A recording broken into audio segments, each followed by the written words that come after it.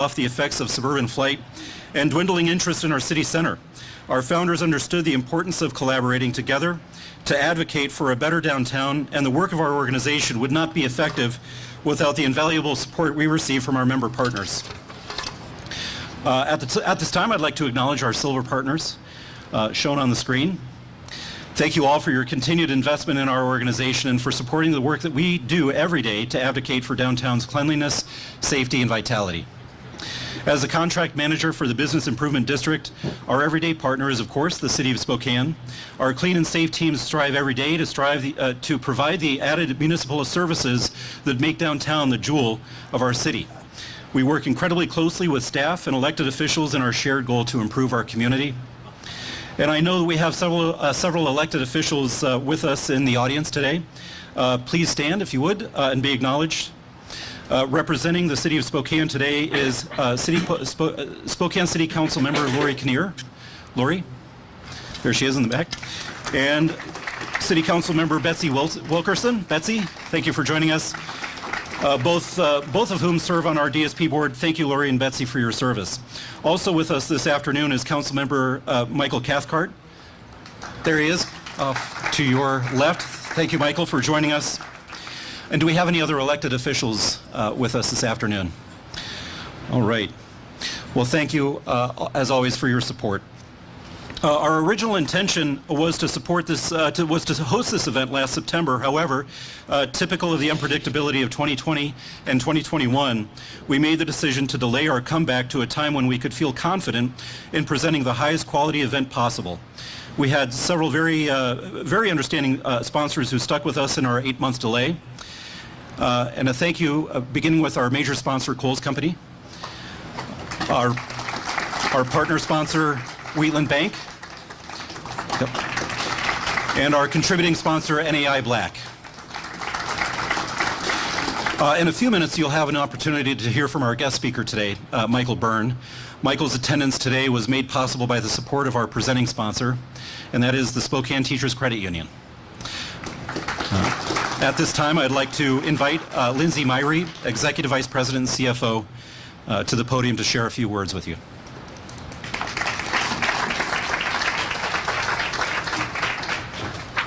Thank you, Lindsay. Hello. Good afternoon, everyone. My name is Lindsay Myrie. I'm the Executive Vice President and Chief Financial Officer for STCU. I also am in my second year of serving as the chair of the University District Board and Public Development Authority. And many of you know that the DSP incubated the University District, and so we have close ties to the DSP. STCU is honored to be a sponsor of today's inaugural State of Downtown event, and along with you all, excited to celebrate our award winners and learn from today's keynote speaker. As an organization, we've been committed to education and to our community since the beginning and believe strongly investing back through time, talent, and treasure with our brand promise of Here for Good. We also feel that downtown is a pivotal and foundational part of the equation that helps our entire region to grow and prosper. We understand the unique opportunities and challenges that come from working downtown. STCU's commercial and business teams, along with 2 business-focused branches, are in the heart of downtown, here to serve and support members. As we emerge out of the pandemic, we know now more than ever that our community is strong and we can do great things when we come together. We're inspired to see people returning to the downtown core, to see business meetings filling restaurants and coffee shops, to see shoppers in stores, and to see residents and visitors alike attend events, concerts, and performances. Thank you so much for being here today and for all of what you do for downtown Spokane. Thank you.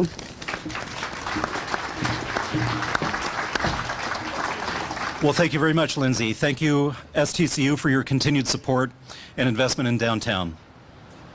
And now, I would like to invite our 2022 DSP Board Chair, Chris Batten, to join me on stage for a few words. Chris Batten. Thank you, Andrew. Well, thanks everybody for coming out tonight. Even with the clouds rolling in, I think we lucked out. And you got to admit, this is still pretty good. This is awesome. So thank you for coming this afternoon. It is not without support of leadership that downtown Spokane today is different from the downtown of a quarter century ago.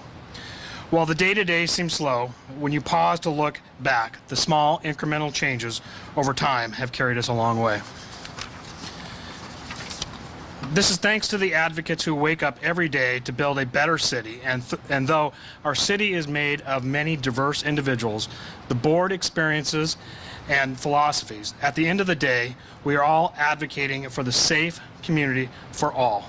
A beautiful place to gather, a city center that we can take pride in and where people want to visit, work, and live. As a board, we often have challenging conversations, but I'm confident that we are rowing in the right direction. For all of you who are with us today, and for anyone who has ever invested their treasure, contributed their time, and helped build our city, thank you. The DSP will always lead the charge to build the best and cleanest and safest downtown possible. When I agreed to take this role of chair late last year, I could not have anticipated the amount of change that would happen in a few short months. As a property owner and developer and future resident of downtown, I have invested interest in the activity and vibrant urban experience, which I support through the continued good work of the Downtown Spokane Partnership. The goal of the DSP in 2022 is to build on the successes of the past and continue our positive movement forward. This goal is made achievable through the blueprints which guide our next steps. In 2022, we were armed with a new downtown plan, the third iteration of our vision for downtown that is part of the city's comprehensive plan. The vast amount of work that the DSP does is done by a small, strong, and devoted group of individuals. Without this group, we would not be able to achieve our goals. As the board of directors, we are tasked with advising and guiding and trusting leadership to achieve these goals. Since the departure of our CEO and president, we have needed to entrust this organization in not one person, but in this collective group of individuals. This is not to say that this group has been without leadership. I would like to personally thank Andrew for being willing to step into the interim role of the CEO and president and giving this organization a smooth transition over these past few months. Thank you.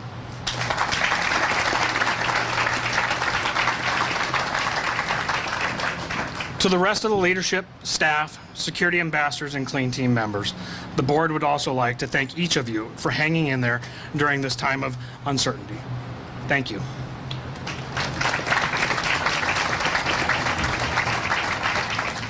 As with everything in life, things change, and as an organization, we are no different.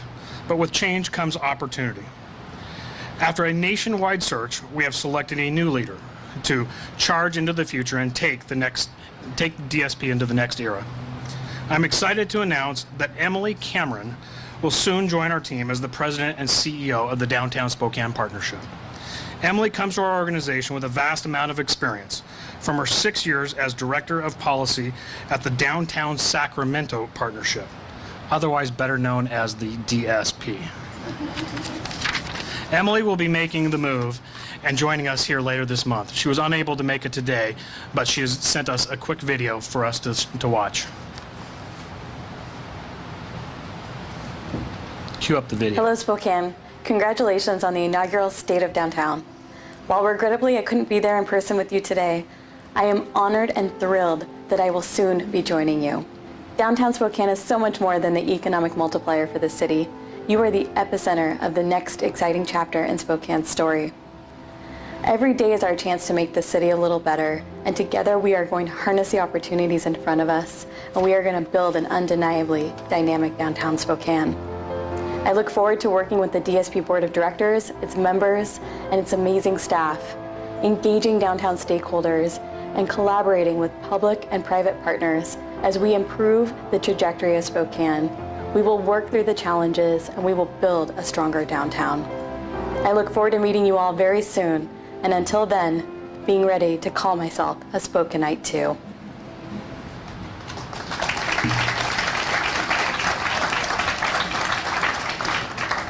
When she arrives, I hope you will all join me in giving her a warm welcome and inviting her to Spokane and to lead the DSP moving forward.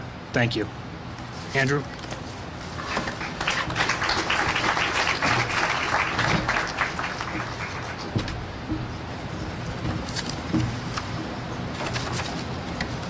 Well, thank you, Chris. It certainly has been a busy first half of the year, and I speak on behalf of all our staff when I say thank you for your leadership during this transition. You've made a huge impact on us and help us get to continue to row in the right direction. Thank you, Chris. I would now like to invite Dean Gunderson, our City of Spokane Senior Urban Designer, to come up on stage and talk a little bit about the downtown plan update, which was just adopted into Spokane Municipal Code this past fall.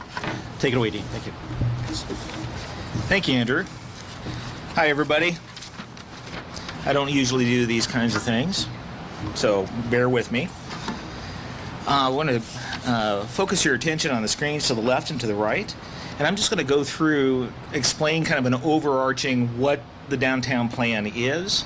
It's kind of, we've identified 5 major goals, and within those goals there are multiple strategies under each one of those goals, and then under each one of those strategies there are multiple action items.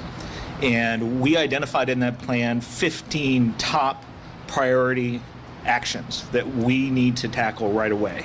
And so I'm just going to go through those a little bit, and just wanted to let you know that we did adopt this. It went effective on September 8th, 2021. And the first goal is the connected and walkable downtown. And the first action item under that goal is to transform the low traffic streets that are oversized for projected traffic by converting vehicle travel lanes to other uses in target locations such as high quality bike facilities, expanded public spaces, and on-street parking. Secondly, we want to develop a transportation plan specific to downtown that considers multiple modes and addresses facility designs, locations, priorities, and funding. Also, we want to make sidewalks active and vibrant places through continued efforts to streamline design requirements and developing new pilot projects in partnerships with local businesses downtown. Also, under our connected and walkable downtown goal, we want to protect the use of alleys for service access and improve certain alleys as pedestrian spaces, where improvements add to connections and active spaces downtown. Also, we want to actively pursue the redevelopment of surface parking lots. In addition, we want to make sure that we can improve the pedestrian experience and safety at undercrossings beneath all the rail viaduct and I-90 with targeted interventions. We've managed to do just a few of those at the Division, Lincoln, and Maple entrances. And then under the new goal of thriving arts, culture, and historic places, we wanted to make sure that we can improve and activate the streetscape and public realm to support cultural venues, and also help identify sites downtown for infill development that can foster small businesses, local startups, and arts and culture uses and organizations. In addition, under a great place to live, work, and play, which is a phrase that I believe was first used in Expo 74, we want to develop a thorough understanding of on-site conditions and update the market demand studies around opportunity sites. We also want to create an integrated network of small parks and public spaces outside the Riverfront Park. And we want to pursue redevelopment of the existing surface parking lots within the existing height limits in the DTC 100 zone along Spokane Falls Boulevard. Finally, under that goal, we want to be able to implement a transportation demand management strategy where we would work effectively with local employers and with the transit authority to look at ways to manage the way that workers commute into the downtown and back to their residences. Under the goal of welcoming and engaging public spaces for all, we want to be able to work with DSP to strategically program and activate public spaces downtown. And we want to do what we can to help DSP to develop the organizational capacity and partnerships to actively manage and program those public spaces.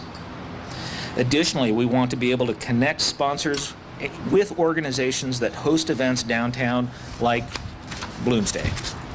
Thank you.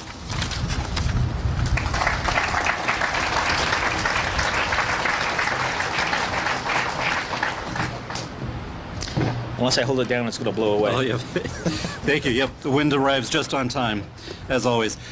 Well, I'm going to do some rearranging here. Thank you, Dean, for your comments on the downtown plan. And for those of you who may not be entirely familiar with the work of the DSP, the downtown plan, we're in the third iteration, so this is the third version of it. It comes along every 10 years. We just passed it, so it will be our strategy. It is the strategy document for the Downtown Spokane Partnership, and it's our marching orders for the next 10 years. Previous editions of it were substantial documents. This one is a little more brief, and I'd say a good bit more readable. It's linked on our website, so check it out and get familiar with it. It's actually eminently readable, and especially at the end, it's got an execution plan, just a step-by-step list of the projects that will come from it. And on that level, I think it's something that everybody can get behind, understand it and get behind, and help us through with the implementation over the next decade. So thank you, Dean, and of course the City of Spokane is instrumental in making that happen. Well, let me turn a couple of pages back. Okay. Chris, if you could, or actually, let me back up. Thank you, Dina. As project manager on the DSP's behalf of the downtown plan update, we were lucky to have garnered a great amount of community input on the downtown plan. A common theme in that public comment for the plan update was a demand for greater investment in all of our downtown public spaces, but especially with alleyways. Today we would like to unveil. Okay, actually we're going to go ahead and do the video first and then head into the alleys. Got it, thank you. I've watched our community grow. I've watched our downtown just bloom. I had a feeling it was going to because we have such a beautiful city. People are coming downtown and they're staying overnight and they're spending money and they're bringing their children, and I love it.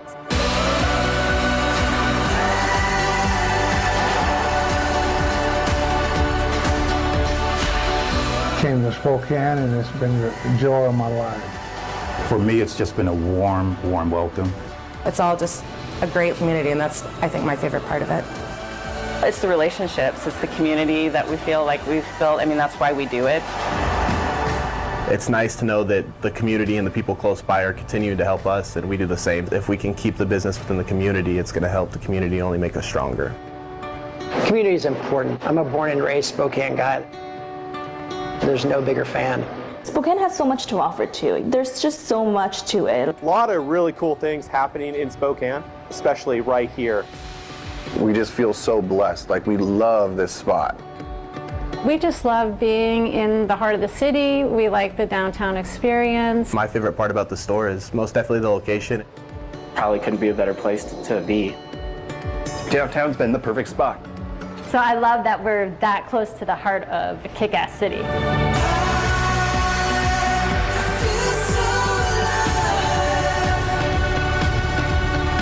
Really, the heart of the city is downtown. And so when I had an opportunity to open up a space down here like this, again, it was that same mission of connecting people. Because we're in downtown, it's really, really diverse what kind of people we have. You just always meet the most amazing people. I get to meet people from all over the world. And so it kind of creates kind of a fun environment where it's such a broad demographic of the individuals that we get. And any little part that we can do to bring people together, I think, is really important. That's what we do. Adding more culture makes it better and makes it more vibrant and colorful and welcoming. It brings people together. Listen, we love being downtown. If Dry Fly means anything, it means Spokane. Downtown's just beautiful, man. It's awesome. I'm excited to be down here, and I expect to be down here for a long time. I would like to see Soulful be here forever. Things are happening all over downtown these days. We're really excited to be a part of it. I love being a part of Spokane. That's why it's important that we're here and we're opening our doors. When people come in here, we want them to come back. Downtown needs you, we need you, we promise you a great experience. Like, Spokane is awesome. Enjoy it. Like, every part of it. Find it.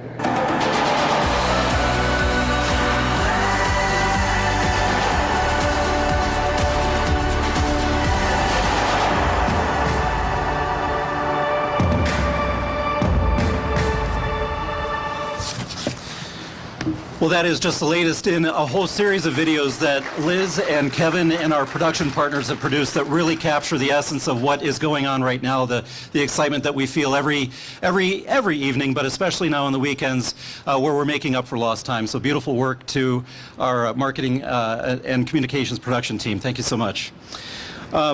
So the next thing, the next link on the chain that we will be adding starting at this time is to unveil an exciting new concept for downtown's alleyways, as I was alluding to just before the video. Those renderings are brought to us from Trek Architecture, a local architecture firm. And this concept will transform underutilized alleys along the railroad and in the core and turn them into new attractions for the city, full of vibrancy, life, and engagement, all with the goal to support our many diverse and locally owned businesses. Shown on the screen now is an innovative concept inspired by the natural and industrial elements of our city. And do we have those renderings up? Okay. Including DSP Chair Chris Batten and other partners, we already have a commitment of matching funds to help achieve this vision and are actively pursuing funding that could bring this ambitious design to fruition. On this coming first Friday, June 3rd, we will begin a series of pop-up activations in alleyways to begin to showcase the enormous potential of these spaces as opportunities for public gathering. If you'd like to pick up a copy of the design proposal, we will have them available for you following the program. And I would now like to bring Chris Batten back for the presentation of the 2022 Downtown Legacy and Impact Awards.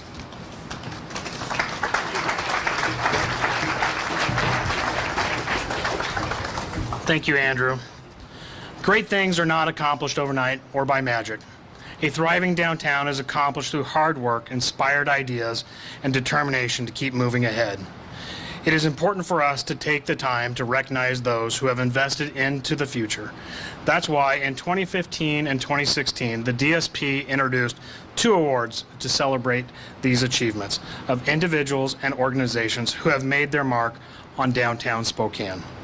It is my pleasure to present the 2020 recipients of the Downtown Legacy Award. Recipients are nominated by the community and selected by the award committee of the DSP each year. The Legacy Award is awarded to a company or organization or individual who has left a mark on our city by creating positive and sustainable transformation in downtown over a long period of time. Recipients represent visionary and creative problem-solving solutions accomplished through grassroots efforts, strong partnerships, and innovation. Recipients exemplify exceptional contributions to business, civic, or human vitality of downtown Spokane, often becoming the catalyst for other development in our community. Urban centers are built through creative innovation.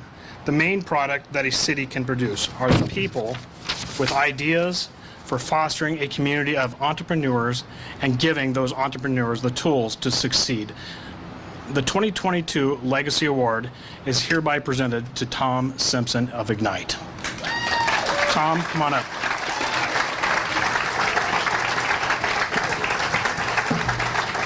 Tom, if you'd like to say a few words. I will say a few words if I'm given a chance. First of all, I'm super honored to be here. I absolutely love Spokane. I love this facility. And just to give you a little bit of perspective, I grew up in Spokane on the South Hill and have just super fond memories of taking the Cannon Hill bus downtown, going to the soda fountain at Newberry's, going to movies at the State and the Fox. I think I saw The Graduate like in 1967. My parents weren't too happy about that, but just super fond memories of downtown in Spokane. After college, always wanted to come back to Spokane. My first job was with Deloitte Haskins & Sells. Our office was on the 4th floor of the old National Bank building. Then I moved around a little bit, went to Philadelphia, went to Seattle, but always wanted to come back. Came back, was in the old National Bank, Old City Hall building. Thanks to Stacy Coles, he helped recruit me back, and we put together a family of venture funds over the years, and that was a lot of fun, and funded a number of companies in Spokane. Also started a company in the Old City Hall building, initially called Green Cupboards, now called Caspian. That was started here. That was a nice run, and Caspian is still a publicly held company here in Spokane. Since then, I've kind of moved into Ignite and I have my partner Cindy here with me. And through Ignite and the Spokane Angel Alliance and the Kickstart funds, we've really been very involved in supporting companies in downtown. I think in the last year, we've supported or funded 4 companies in the downtown core, and more to come. Last weekend or 2 weekends ago, we had Sparks Weekend, an outstanding event where we had 38 young people and other individuals present ideas for new businesses, narrowed it down to 10 finalists, and I suspect we will start 3 or 4 companies from that process. So that's part of the reason why I'm just passionate and love this community. I love that film you put up and what you're doing in the alleyways. I really think this town is truly attractive to entrepreneurs and startups and tech companies. And I really think we can recruit them to downtown. And through Cindy and some of the things we're doing with our other East Side campaign, I think we're making it happen. And startups provide vitality and diversity and energy. So obviously that's kind of my bent, and I think collectively we can make it happen. And then one more thing, the person I really want to thank is Dave Clack. You remember those days? Dave's the one who brought me back here, along with you, and he, a lot of the things that I do are kind of community service oriented, and Dave's the guy that instilled that in me, and I'm so thankful for him, and he loves his town, and so do I. Congratulations.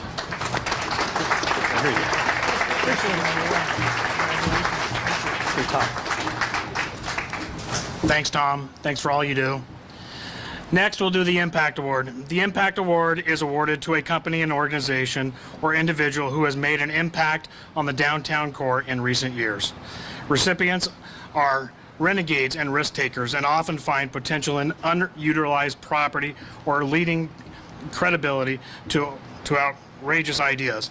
Recipients look at the community as a whole, bring together partners to revolutionize the way business is done and to serve as a role model for others. Actually, we got a video for Tom. Oh. All right, I apologize. We'll come back to that. Apparently, we're going to roll Tom's video. Tom has a video. Tom, you get a video too. Go for it. Ignite Loft is for innovators and entrepreneurs. It's a co-working space at the 518 West Riverside building.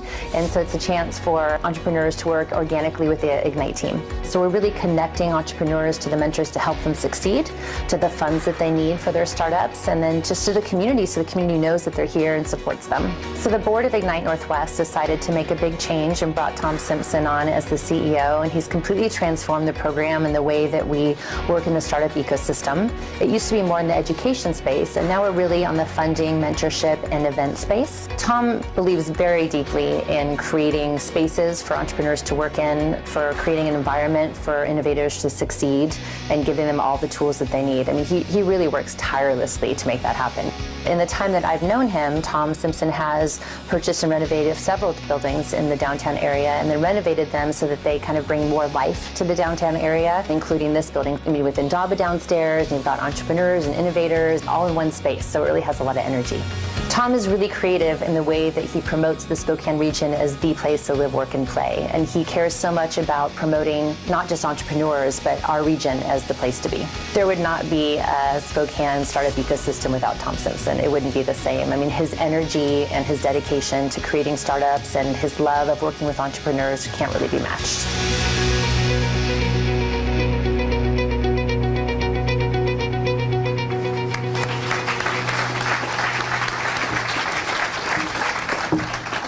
Well, thanks again, Tom. Yeah, Jim's turn, back to the Impact Award. We won't do that twice, I promise. I'll pick up where I left off. For the epic work that was undertaken to develop an industrial railroad brownfield into a thriving center for residents and commerce, elevating the north bank of downtown, the 2022 Impact Award is presented to Jim Franks and Kendall Yards. Jim, thank you.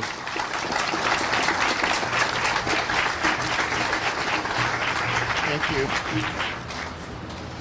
I don't know what to say, really. I'm humbled and honored by this. It brings me back to a conversation I remember having about 10 years ago.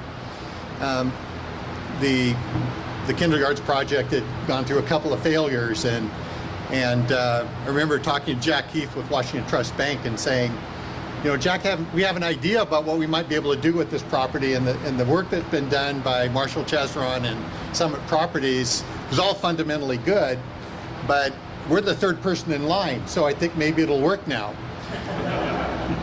The trouble is, Jack, we don't have any money. So there's been a lot of people that led to the success of Kendall Yards, and it's the people at Washington Trust Bank who backed us. It's families like Betsy and Stacy Coles who backed us before we had the chance to do Kendall Yards. It's a lot of folks here who have been pioneers, really. Ted McGregor with the Inlander, Joe Garst with Windermere, David Blaine with Central Food. All those people were willing to invest in that vision for that project when there was nothing there but a big dirt patch and damaged property from the railroad. So it took a lot of people with that commitment. Like Tom, I grew up in Spokane. I went to elementary school at Garfield. I went to Gonzaga Prep. I left Spokane for a while, but came back and started our business. Spokane's a wonderful place, and I think the one thing I'd like to leave you with is I think the lasting legacy I feel for Kendall Yards is not necessarily the urban character of the neighborhood, but it's the way it opened up the river to Spokane. And there was a 1.5 mile stretch of the most beautiful river gorge in the world, and it was hidden from view. And so what it did is it opened up the river to Spokane. And that river, from the days of the indigenous people that were here, through the settlers, original white settlers, to us now, it is our economic and cultural center. And so that the river is what has brought us here today. The river is what's going to, bind our future. And so we've got a lot of work to do yet, I think. The work that we see now with the downtown business plan is fantastic, but we have a tremendous opportunity to continue to open up the Spokane River for access to people and businesses in the community. So anyway, thank you very much. Honored. And now Jim's video.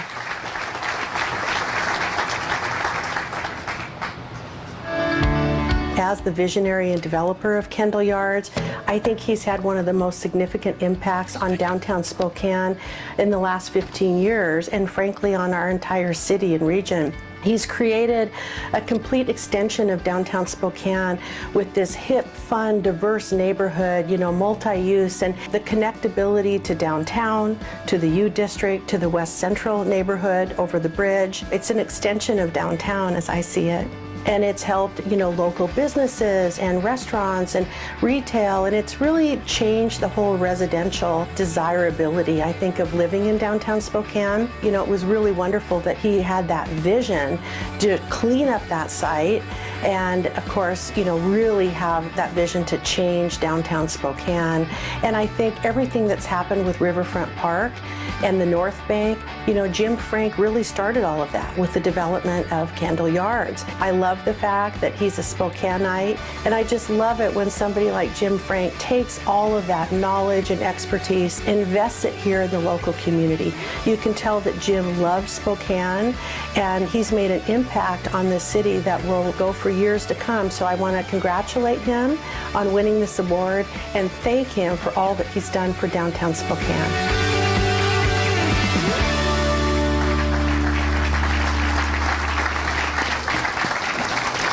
Well, congratulations, Tom and Jim. A lifetime of effort you've put into downtown, and we certainly are the beneficiaries of the work of yourself and the great companies that you've been a part of. Thank you very much. Well, we are now on to our keynote speech. It is brought to us today by Michael Byrne. And he is one of North America's leading experts and futurists on downtown and Main Street business districts, as well as the retail industry more generally. As the founder and president of New York City-based MJB Consulting, Michael has amassed 20 years of experience in conducting market analyses, devising tenant strategies, and spearheading implementation efforts across the U.S., Canada, and the United Kingdom. He is a regular presenter and keynote speaker at industry conferences, including those of the International Downtown Association, of which the DSP is a part of. He served 2 terms on IDA's board of directors, including 2 years as vice chair of its executive committee. He has lectured at the University of Pennsylvania, the Pratt Institute of New York City, the City University of New York, and the University of California, Berkeley. He has served as an expert on advisory panels for the Urban Land Institute and the International Economic Development Council.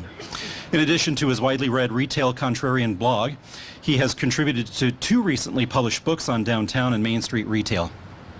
Michael received a Bachelor of Arts from Columbia University and an MPhil degree from Cambridge University.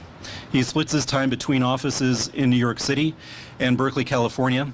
And at this very moment, due to unforeseen circumstances and in the spirit of remaining flexible, he is joining us from a hotel room off in that direction and is joining us via Zoom.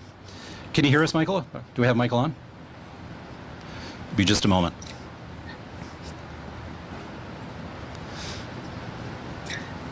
Is it on to me? Michael, we got you loud and clear. Do we have Michael on screen? Great. Good to go. And do you want to give me the screen share? Let's see. Sorry, everyone, for the technical difficulties here. There. Yep, I'm. Let's see. Do you see my screen now? Good to go, Michael. Okay. There we are. All right. Well, thank you for joining us, Michael. I'm sorry I can't be there in person. I'm here in a room at the Centennial, just about 500 yards away. Might even be able to hear me still. So I always wanted to come here, and I don't just say that to all the girls. I'm a born and bred New Yorker, and I've always had a thing for the Pacific Northwest, the history, the landscapes, the vibe. And as someone who grew up playing 3-on-3 basketball in local playgrounds, I've long known all about Hoop Fest. But it's not just that. I love cities like this, cities with a treasure trove of turn of the century and post-war architecture, with traditional downtowns and streetcar suburbs, cities with patina and personality, with broad-based appeal as well as pockets of eclecticism. Cities that have dared to dream and defy the odds. Cities that thrive in their own way, underneath the radar. Cities with their own unique local brands and customs. Cities with really good coffee. I seek these places out. It's just the way I'm built. And as my wife will attest, I was so excited to make this trip. First morning I got here, I told her I'm in heaven. I've only been here for a couple days, read a few articles, talked to a couple people. I'm not going to be able to offer you a full-blown retail analysis or strategy for your downtown, and I can't tell you much about the reality on the ground that you don't already know, but I can give it some context. Based on the work that I've done in cities and downtowns elsewhere across North America, and offer some thoughts about what we've been through, where we might be headed, and what you might want to look out for. So what I want to start with is one of my all-time favorite quotes. It's from Mark Twain, but you might also remember it from the beginning of the movie The Big Short. It ain't what you don't know that gets you into trouble. It's what you know for sure that just ain't so. I mention this quote in a lot of talks these days because for the last 2 years, we've been inundated with newspaper articles and think pieces quoting stock analysts and management consultants who are all talking about some new normal that we've entered into or will be entering into. And it all just makes me cringe. Not only because I can't stand buzzwords, not only because it implies a complete lack of humility about what we know or could possibly know, but mainly because it privileges narrative at the expense of nuance. I saw this quote on the side of the Globe Bar and Kitchen the other day. It also seemed appropriate. Never let the truth get in the way of a good story. It might help publications sell more digital subscriptions. It might help investors reap gains on their holdings. It might help up-and-coming journalists get noticed. But regardless of the reasons, this fixation on narrative at the expense of nuance, it has consequences. Because people, developers, investors, tenants, consumers, they form opinions, have perceptions, and make decisions based on those narratives. So let's start by correcting a few of the more stubborn ones. First of all, in retail, there is not, nor has there ever been such a thing as a new normal. Let me tell you a story of the evolution of a retail category that no one could have predicted, and few seem to have quite registered even now. I'll move through these images in a clockwise direction.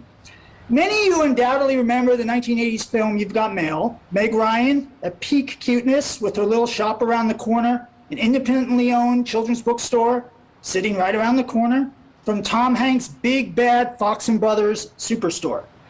At that time, we knew what was going to happen. All the shop around the corners would disappear, and a great many did. Then fast forward to the 2000s and the rise of Amazon, which presumably obliterated brick and mortar bookselling for all time. With this New Yorker cover making fun of the most die-hard urban bibliophile, so content with herself for living above and celebrating the virtues of their little local bookshop, all the while ordering online and receiving packages from you-know-who. Then we get to the 2010s, and something really strange happened. New independent bookstores started to appear, and longtime ones seemed to get a new lease on life, in some cases opening new locations. And year after year, since 2010, the total number of indies nationwide increased, even through the pandemic, such that today there are more than twice as many as existed 12 years ago. In fact, in 2016, Amazon, that great vanquisher, started opening their own bookstores. Irony of ironies, right? And what's more, Amazon wasn't very good at it. So as the indies kept expanding, Amazon decided earlier this year to ditch the whole thing and close all their bookstores. Meanwhile, even Barnes & Noble, under new management that has embraced a more community-centric model, is starting to expand again. So in a way, we've gone full circle. How's that for a new normal? If we had listened to the perceived wisdom of how things were now going to be, we would have been wrong every single time. Here's another one. You've undoubtedly heard in the early months of the pandemic ad nauseum how we'd have 10 years of e-commerce growth compressed into the space of 3 months or 6 months or some very short time period. How the move to digital has been greatly accelerated, that we're forming new habits, that there's no turning back now. We heard that from all corners, from every talking head. This chart's from a report by McKinsey, the management consultant of management consultants. But it could have just easily have come from some other widely trusted source. And it made intuitive sense on one level, except, well, it didn't quite happen that way. Because there's this thing called basic human psychology, and it doesn't change that easily, if at all. My fundamental belief, whether it's about brick and mortar retail, about the return to the office, about the future of cities, is that we're pack animals. That's how we're wired.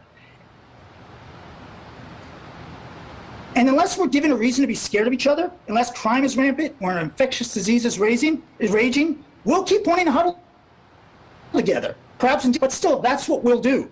And what the pandemic has reaffirmed after all those bold prognostications is that there may well be a ceiling to what or how much we want to do online.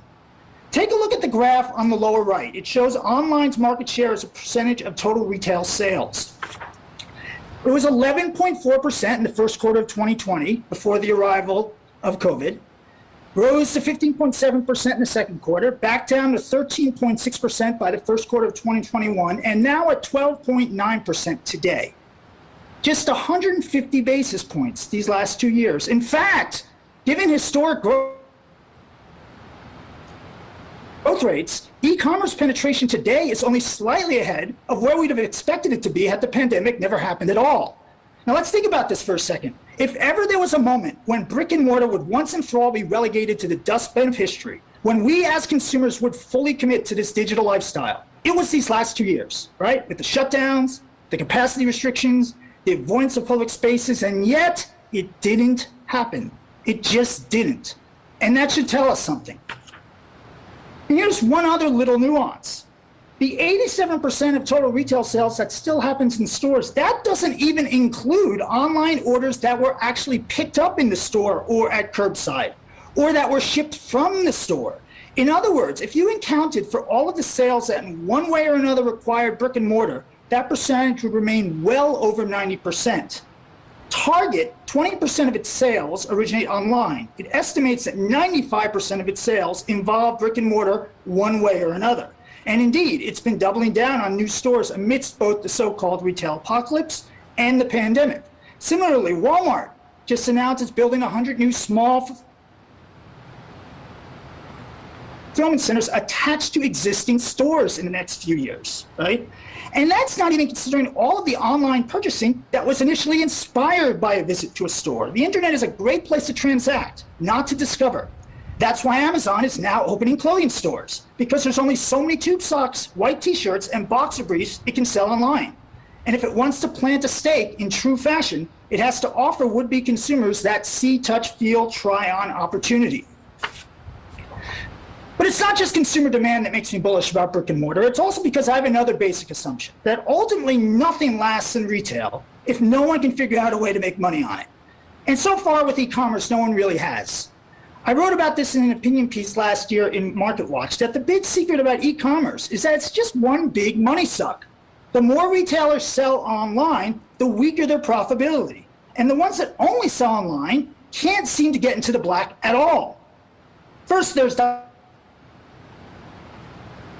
high costs of customer acquisition and retention. A website does you no good if no one knows you're there. And the main way to let them know you're there is to pay the king's ransom of advertising on either Facebook, Google, or Amazon.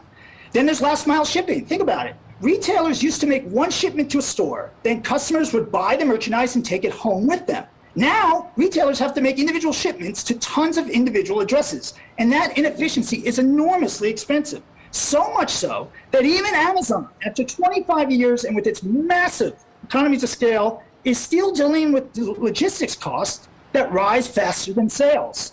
The math is the math. And then finally, there's returns. We normally return about 9% of our clothing that we buy in store. When we buy online, we return between 30 to 40% of it. We all know a serial returner or two, right? Someone who buys 5 pairs of something, fully expecting to return 4 of them. Well, those 4 returned items can't simply be restocked, especially in a highly seasonal category like apparel. That's money down the drain for the retailer. With all these costs, many brands, including the so-called digitally native brands that had once boldly proclaimed they would never have a need for stores, have started opening stores, and a lot of them. The list is long and getting longer by the day. Warby Parker, Bonobos, Casper, Allbirds, Fabletics, Athleta, and yes, even Amazon. They're all opening stores because it's the only way to reduce and rationalize the exorbitant costs of online selling. Every one of the expenses I noted above, customer acquisition and retention, last mile shipping, returns, is drastically lower if retailers complement a strong online presence with a network of physical stores. Indeed, retailers find they sell more online in some markets where they open stores and less in ones where they close them. Now, the narrative about e-commerce is also part of a broader one about retail apocalypse, but I'm going to push back against that one as well. No doubt there have been a ton of bankruptcies, liquidations, and store closures over the last 5 years,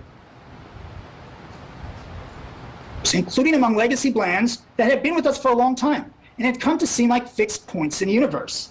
But I would submit that these were almost always the result of self-inflicted wounds, and that e-commerce was not the main cause. After all, there was nothing stopping such brands from developing a robust online presence themselves. Indeed, some of the ones that still exist or thrive today actually did, like Target, for instance.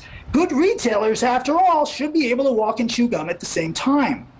Rather, the underlying problem in a great many of these cases was a heavy debt burden due to leveraged buyouts by private equity, which precluded the necessary investments in digital infrastructure as well as other modernizing imperatives.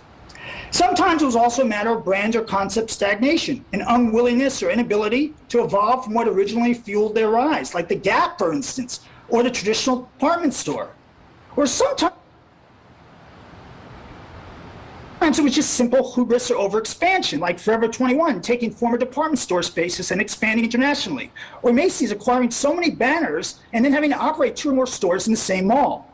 Or it was simply competition from better mousetraps. Indeed, so much of the market share lost by full-price department stores in recent decades has accrued to valued-oriented concepts that sell the same labels for much less, like the off-pricers, TJ Maxx, Marshalls, Ross, Burlington, or the outlet malls. Meanwhile, as all this has been going on, as many legacy brands have been contracting or disappearing entirely, there have been other up-and-coming ones that have been expanding. in the late 2010s, throughout the pandemic, and still today. The digitally native brands, for instance, they've realized that they need physical stores in order to make the numbers pencil. Also, retailers selling off-price fashion, retailers selling athleisure, retailers selling cosmetics, retailers selling outdoor recreational gear and lifestyle, even retailers selling books. They've all been expanding. In this respect, what we've been seeing is not so much a retail apocalypse, but a changing of the guard, which is a healthy process. No doubt one that causes some short-term dislocation, but not an existential threat. But I'm not only bullish on brick and mortar retail, I'm also bullish on brick and mortar downtown retail. To understand why, we need to go back to the beginning. Downtowns enjoyed a period of primacy from the late 1800s into the mid-1950s, when the suburban shopping center arrived on the scene. Northtown Mall opened in 1955, added 2 department stores in 1961, including the Crescent, which relocated from downtown. And this story was repeated in virtually every U.S. city at around that time. And in most cases, cities spent the better part of the next 3 decades trying to compete with their new rivals by emulating them, by forcing a square peg into a round hole. And in almost every case, this approach failed, with Spokane as one of the rare exceptions. More on that in a minute. In any event, downtowns were really wandering in the wilderness until the 1990s, when they finally happened upon a new formula. One that, instead of mimicking the suburban paradigm, doubled down on what made it distinctive, on what it could do better. It identified voids in the existing marketplace, and it found ways to exploit them. This formula typically centered on food, beverage, and entertainment, with a bit of specialty shopping thrown in, almost always niche-driven rather than mass market. It targeted not suburbanites from beyond, but rather the captive markets in its midst, the tourists, the office workers, the growing number of in-town residents. And instead of polish and packaging, it embraced its history, its patina, its personality, even its rough edges. We saw this formula resonate in one downtown after another, bringing many of them back to life, whether it was San Diego's Gaslamp Quarter, Denver's Lodo, Wichita's Old Town, Oakland's Uptown, list goes on and on.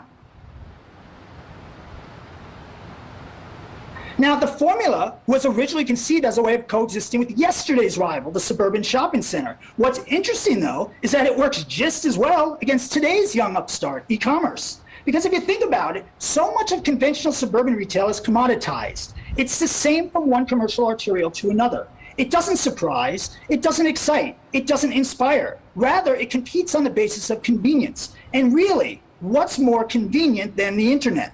Downtown in its current reincarnation is not about convenience, because let's face it, it's not, right? It's about something else entirely. And that something else is hard, if not impossible, to replicate online. So my contention, one that I've tried to make forcefully in this opinion piece in the San Francisco Business Times, is that retail formats which should be most scared about e-commerce are the big box power centers and the mid-market regional malls. And indeed, that's where most of the liquidation has happened. Meanwhile, downtowns can, for the first time in more than half a century, breathe a little easier and feel like they're actually the better positioned ones. Now, there's little doubt that the pandemic dealt quite a blow to this formula. Downtowns had become all about the social and the experiential. The restaurants, the bars, the coffee houses, the live music venues. Downtowns were filled primarily with small businesses with limited reserves. Their primary submarkets included office workers, business travelers, convention goers, leisure tourists, as well as residents drawn to the energy and intensity of high density living. All of that was suddenly a huge disadvantage, and indeed urban downtowns are among the districts that have suffered the most over these last 2 years, while neighborhoods and suburban districts tended to remain more stable, with so many people staying so close to home rather than commuting or traveling. And yet, it has not been quite as dire for our downtowns as had been initially anticipated or feared. In most cases, we never did quite see the elevated levels of storefront vacancy that even I thought were possible, if not likely, back in the dark days of April 2020. Because even then, there were a great many retailers who were channeling their inner Warren Buffett, looking to be greedy while others were fearful. There was the adaptability and resilience of independent merchants, many of whom were finally compelled to establish an online and social media presence, as well as an entrepreneurial energy that generated record levels of new small business creation. And of course, there was the experimentation with public space, the use of not just parks and sidewalks, but parking spaces and even traffic lanes for food and beverage, for exercise classes, for movie nights. As a consultant, it was frankly awe-inspiring to watch.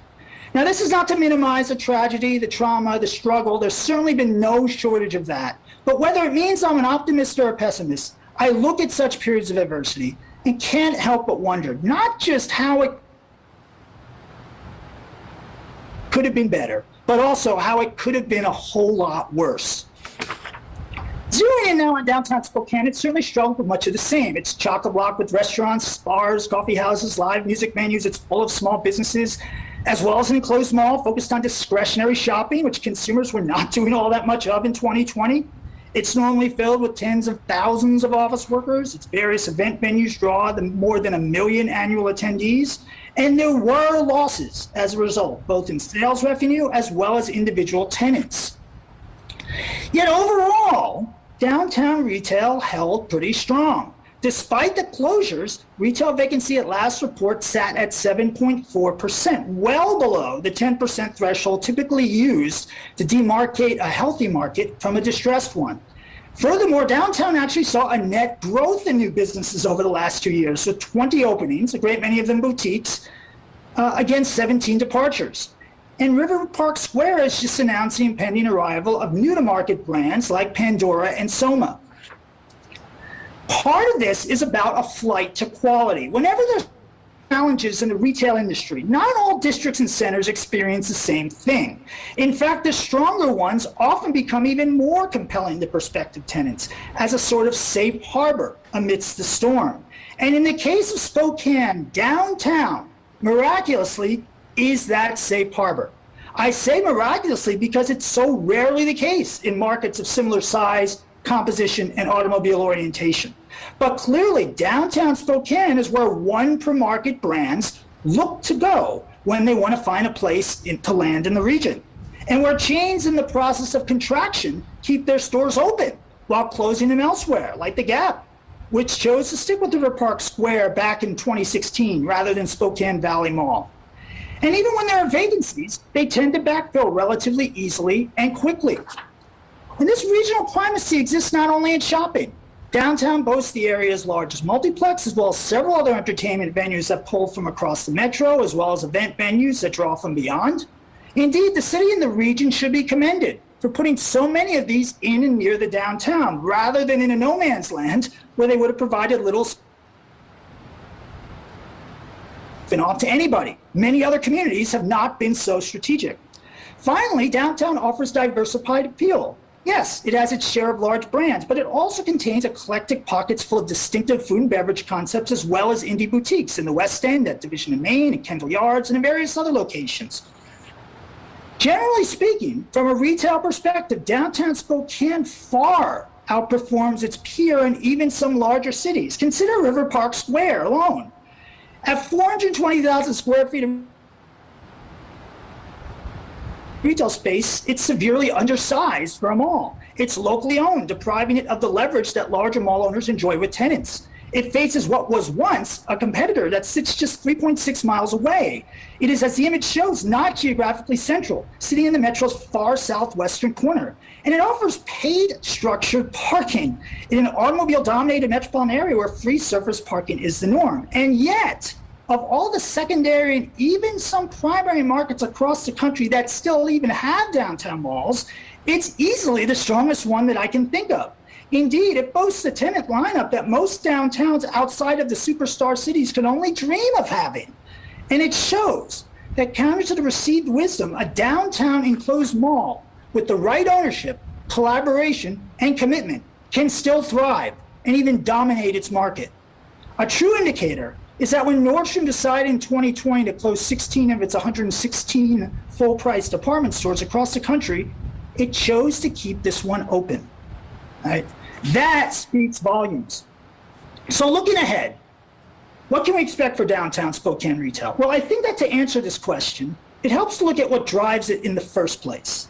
And when it comes to consumer demand, leisured visitors, including day trippers from across the region, sit at the top in terms of importance, as they tend to be most vulnerable to impulse shopping. If you think about the mindset you're in when you travel, you're ready to part with your money. You're almost in a sort of fugue state. When you see something you want, or when your child in tow sees something he or she wants, well, you're not about to get in your car and drive to the nearest shopping center, or whip out your phone and buy it on the internet. You're forking over the cash right then and there.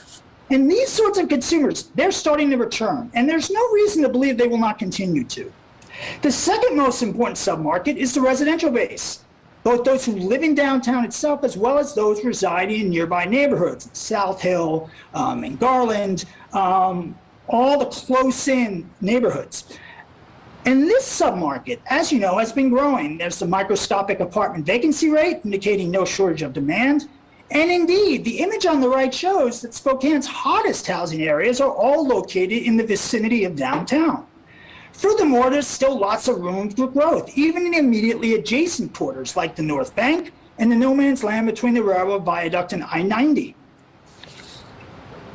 It's also worth noting here that the region, like many other mid-sized western metros such as Boise and Salt Lake City, has been benefiting from big city flight from denser, higher-cost cities such as Seattle and San Francisco. This, of course, has been happening for some time, since the mid-2010s, but the imminent. Now, obviously, these new arrivals did not all take up residence in or even near the downtown, but one can imagine that a disproportionate number of them did, given where they were coming from. And there was an additional knock-on effect, so-called bellwether business owners, the stars from these other markets that the tenant and leasing communities follow closely. They've started to take notice of or become more serious about Spokane.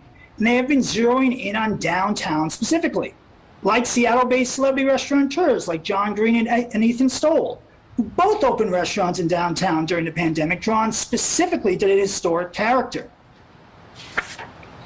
Now, you might notice that I've not yet talked about office workers and the associated uncertainty surrounding remote or hybrid work. That's because I tend to feel that this submarket tends to be a bit overvalued in its importance to downtown retail. No doubt daytime workers help to fill the food courts, fuel the happy hours, supplement sales at convenience-oriented businesses like Rite Aid and MUV Fitness. They might even spend on a new dress shirt or tie they need because they just spilled coffee on the one they were wearing. But they typically support only a narrow range of retail categories, partly because they're only out of the office for a limited amount of time and are otherwise usually racing to get in and get out. They're most definitely not in that fugue state I talked about. They're not really in a mindset to stroll, to window shop, or to browse. I'll also say that while I am not an office market analyst, I think the jury's still out on whether remote work endures at a large scale. Again, there's reasons why we did things how we did them prior to March 2020. And unless the last 2 years you do something fundamentally different about human psychology, I don't see why those reasons would not ultimately hold again. Again, we're pack animals, and we can do more and we can do better when we're near each other. I definitely do not think that now, amidst a labor shortage, is the time to be drawing any conclusions. Employers are trying to avoid doing anything to lose current employees or lower their chances of luring talented new ones. We need to wait until I have a bit more leverage before knowing for sure whether the shift is indeed permanent. But even if it was, I'm still not convinced its impact on downtown retail will be as apocalyptic as is commonly assumed. Say a single worker only goes to the office 3 days a week instead of 5. It only matters, right, if the desks that comprise that office are fully occupied. If they're fully occupied, regardless of who they're occupied by, then the consumer demand as it relates to businesses in the vicinity should not change. Secondly, if that single worker is only in the office 3 days per week instead of 5, maybe their spending habits will shift. If they're saving money by eating at home those other 2 days, they might feel less guilt going out for lunch for the 3 days that they are in the office.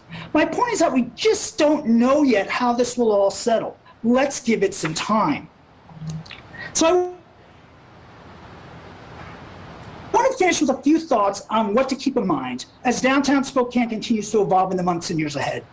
First, the role of retail. Never forget that retail is the first and often the only use that visitors and prospective tenants can see and assess on their own. They don't know what's going on upstairs, but they can and will develop impressions of the place based on what's at the ground floor. So retail will always play an outsized role in perceptions of and narratives about downtown. It is the face, but it's also the glue, the one use that ties together everything else, and that can increase the appeal of and drive the premiums for the other uses upstairs or nearby. Indeed, it must often play the role of catalyst. In the industry, one often hears the proverb that retail follows rooftops, but in some cases, the rooftops will only follow the retail. That is, the rooftops will only come if there's a there.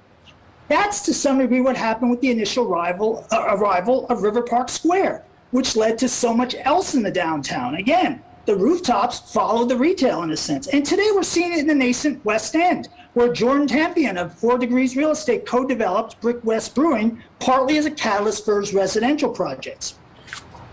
It's also important to think about retail through the lens of psychographics. We're accustomed to understanding it in terms of demographics, but in a complex urban setting, that only gets one so far analytically. The reality is that consumers decide where they will spend their money partly on the basis of psychographics. For those of you who are not familiar with the term, psychographics refers to the softer and more amorphous attributes like lifestyle, sensibilities, aspirations. And the psychographic, which has been driving so much of the urban revitalization these last couple of decades, has been the millennial neo-hipster, I would call him, the upwardly mobile young professional who celebrates creativity and craft. We see their influence all over today's downtown. The challenge, though, is that those millennial neo-hipsters have been entering family formation stage in recent years, and they are increasingly suburbanizing, a trend that was accelerated by the pandemic. So in the years ahead, they'll be replaced by the Gen Zers, the ones born in the 2000s, now leaving college and entering the workforce. And there's no guarantee that those Gen Zers will think or consume the same way as the ones who preceded them.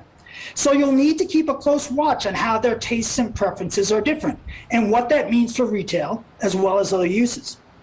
I've also noticed in a lot of fast-changing, fast-growing downtowns that there's a tendency to view the newer arrivals, especially ones from other more expensive markets, as this sort of faceless other. A lot of talk about how they think, how they shop, and it's often tinged with a bit of judgment, if not outright disdain.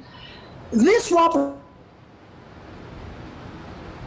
perhaps natural, is not healthy, and more to the point, it's not helpful. The people who will be occupying new apartments and condos in downtown, they are consumers who need to be understood, and who might not think or act in ways you would expect them to.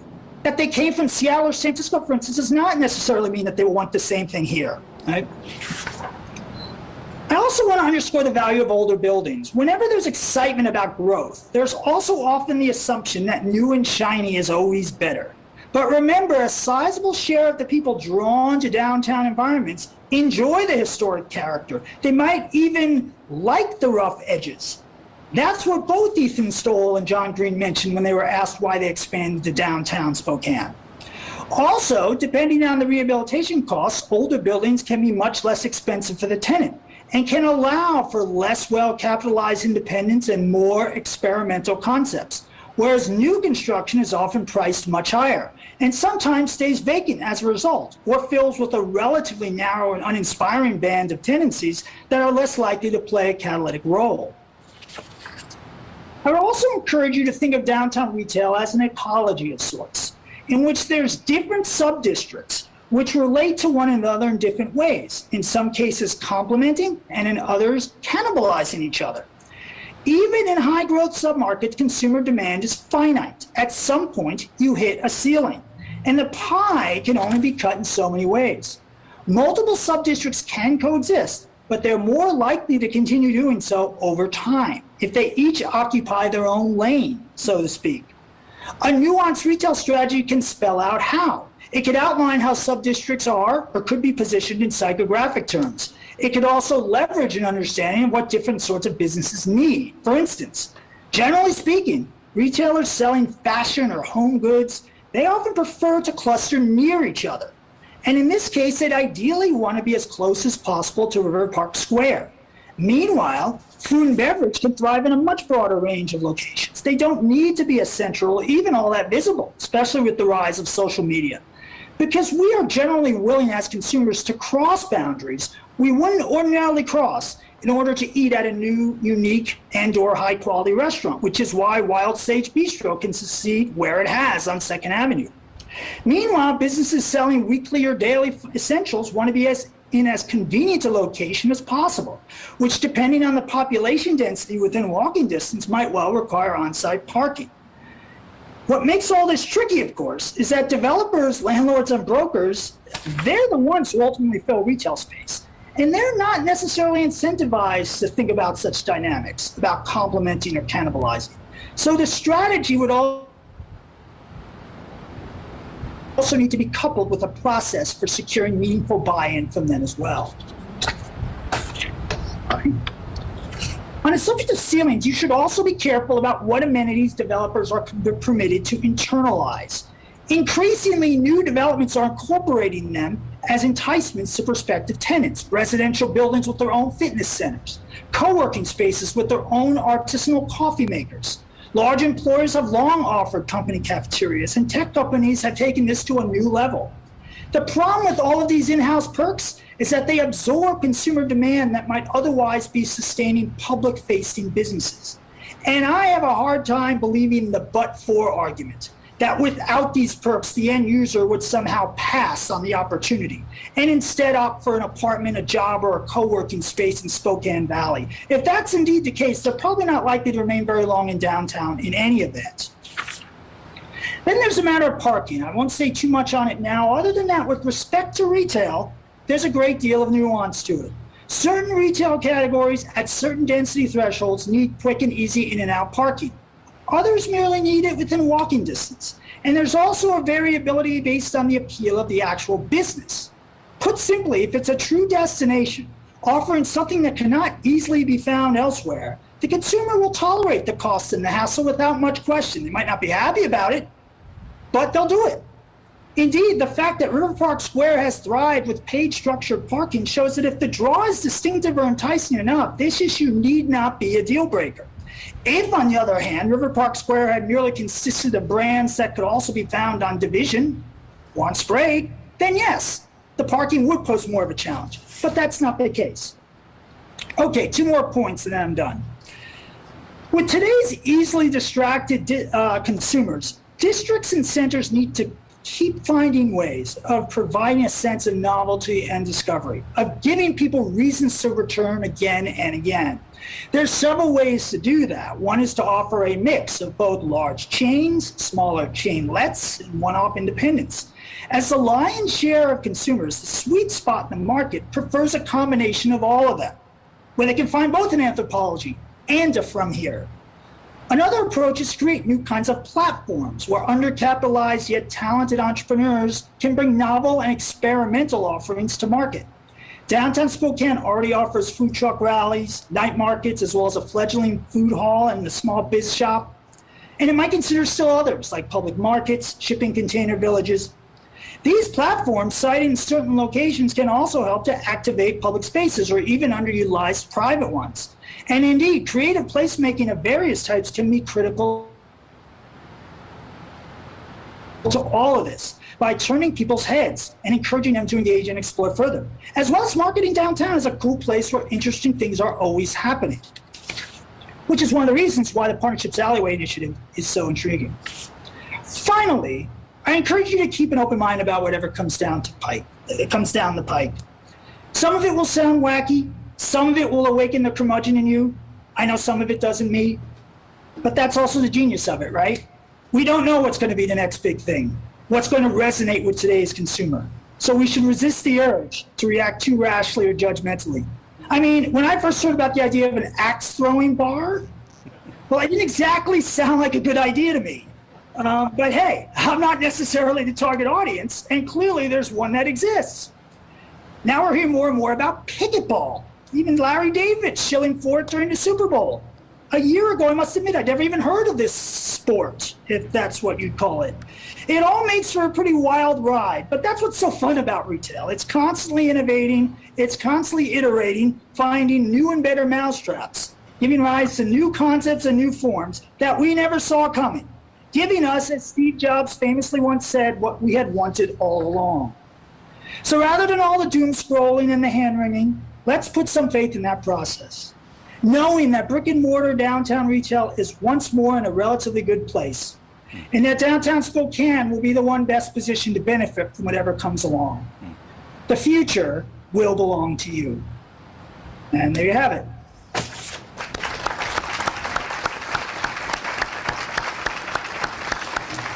Well, thank you so much, Michael. That was certainly an incredibly timely, optimistic, and invigorating message. We have clearly lots of challenges to work out over the next few months and several years.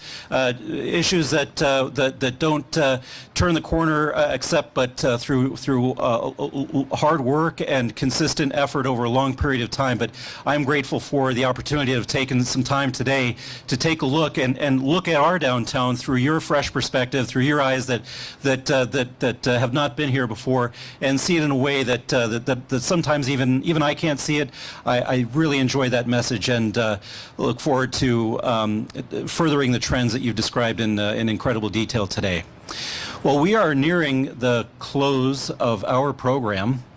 And before I wrap up, I want to recognize all of the great staff and the folks that I have the privilege of working with day in and day out at the Downtown Spokane Partnership. Everybody, all of my fellow DSP members, could you please stand and wave? Stand and wave, stand and wave, there we go. Yes. Particularly, I want to thank Kevin and also Liz for their incredibly hard work over the past few weeks and even longer assembling all this. They always pull off wonderful events that I'm proud of. And as I mentioned earlier in the program, you'll get to see that again. We're right in the middle of getting started once again with our public events. And don't forget, starting June 3rd, First Friday, our alley activation events. Well, thank you again to Spokane Teachers Credit Union and all of today's sponsors. A thank you to Riverfront Park and the staff for allowing us to host our event here. One perk of working for downtown is that we get to host events in some really cool places. And stay tuned on our website, downtownspokane.org, and the Downtown newsletter for upcoming opportunities to gather and learn as we bring back the Downtown Dialogue series later this year. And lastly, please stick around. We have an after party and enjoy the refreshments and music that is being provided to us by DJ Rosethrow. Yes, DJ Rosethrow. Thank you, DJ. So that's it. We're all done here. Thank you so much for being with us this afternoon. Bye-bye, everyone.